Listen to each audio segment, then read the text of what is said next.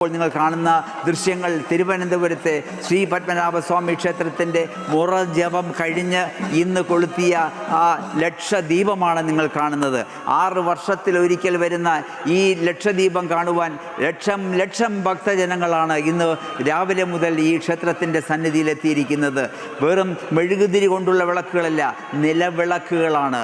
നെയ്യ് ഒഴിച്ച അല്ലെങ്കിൽ എണ്ണ ഒഴിച്ച വിളക്കുകളാണ് ക്ഷേത്രത്തിനകത്തും പുറത്തും കത്തിച്ചിരിക്കുന്നത്. ഇന്നും നാളെയും മറ്റന്നാളെയും 3 ദിവസമാണ് ഈ ലക്ഷദ്വീപ് കാണുവാൻ സാധിക്കുക. അകത്ത് ദർശനം വെറും 15,000 പേർക്ക് മാത്രമാണ്. അതിനും എത്രയോ തിരക്കുണ്ടായിരുന്നു. എന്നിരുന്നാലും ഈ ക്ഷേത്രത്തിൻ്റെ മുന്നിൽ കൊളുത്തിയ ആ ലക്ഷദീപം കാണുവാൻ വേണ്ടി ഭക്തജനങ്ങൾക്ക് ഈ ഒരു അവസരം അമൃത ചാനൽ നിങ്ങൾക്ക് ഒരുക്കിയിരിക്കുകയാണ്. ലക്ഷദീപവും കാണാം, മകരവിളക്കം കാണുവാനുള്ള അവസരമാണ് ഞങ്ങൾ ഒരുക്കിയിരിക്കുന്നത്. അങ്ങനെ പൊന്നമ്പലമേട്ടിലെ മകരജ്യോതിയും തിരുവനന്തപുരം ശ്രീ അനന്തപത്മനാഭസ്വാമി ക്ഷേത്രത്തിൻ്റെ മുന്നിലുള്ള മുറജപം അവസാനിച്ചുകൊണ്ടുള്ള ആ ലക്ഷദീപമാണ് ഇപ്പോൾ നിങ്ങൾ കണ്ടുകൊണ്ടിരിക്കുന്നത്. ഇപ്പോൾ 6:45 6:45 മുതൽ 8:45 വരെ അല്ലെങ്കിൽ 9 മണി വരെ ഈ ലക്ഷദീപം നമുക്ക് കാണുവാൻ സാധിക്കും. അങ്ങനെ തിരുവനന്തപുരം പത്മനാഭൻ്റെ ഈ മണ്ണിൽ എത്രയോ കലാകാരന്മാരാണ് ഈ പത്മനാഭനെ വാഴ്ത്തി പുകഴ്ത്തി പാടിയത്.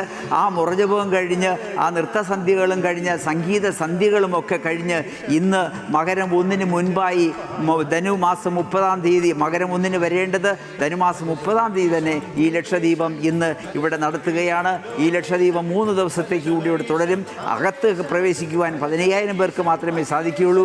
അകത്ത് മുഴുവനും ദീപങ്ങൾ കൊണ്ട് ആ ദീപ കാഴ്ച കാണുവാൻ വേണ്ടി ഭക്തജനങ്ങൾക്ക് എല്ലാവർക്കും സാധിക്കില്ലെങ്കിലും ആ ക്ഷേത്രത്തിൻ്റെ മുന്നിലിരിക്കുന്ന വിളക്കുകൾ ശ്രദ്ധിക്കൂ. ആ വിളക്കുകൾ മുഴുവനും ഇന്ന് രാവിലെ മുതൽ ഒരുക്കിയിട്ടിരിക്കുന്ന ആ കാഴ്ചയാണ് നമുക്ക് കാണുവാൻ സാധിക്കുന്നത്. അങ്ങനെ 2 കാര്യങ്ങളാണ് നിങ്ങളുടെ മുന്നിൽ എത്തിച്ചത്. ഒന്ന്, അനന്തപത്മനാഭൻ്റെ മുന്നിലുള്ള ആ ലക്ഷദീപവും അതുപോലെ മകരവിളക്കും.